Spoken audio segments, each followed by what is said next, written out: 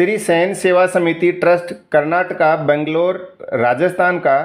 14वां भक्ति महोत्सव 16 व 17 अगस्त को धूमधाम व हर्षोल्लास के साथ मनाया जाएगा। ट्रस्ट के पदाधिकारियों ने बताया कि भगवान श्री कृष्ण जन्मोत्सव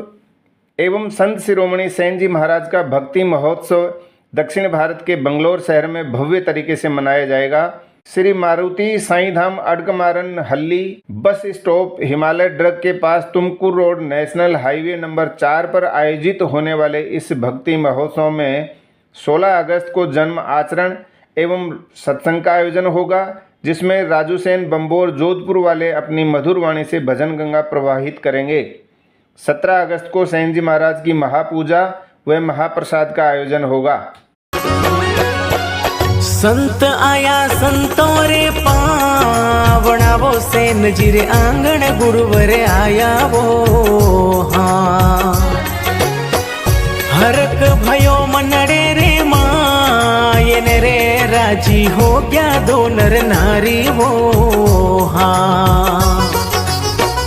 थाल भर्यो है गजमो त्यारे सेन जी संतों ने बधाया वो हाँ सेन जीरो जुग में अमर नाम है रे पूजे सेन समाज सारो रे हाँ महिमा तो गावे राजू सेन जीरी कैसे सेन समाज रोटाबर रे हाँ संत आया संतों रे पावना वो सेन जी रे आंगण गुरुवर आया वो हाँ।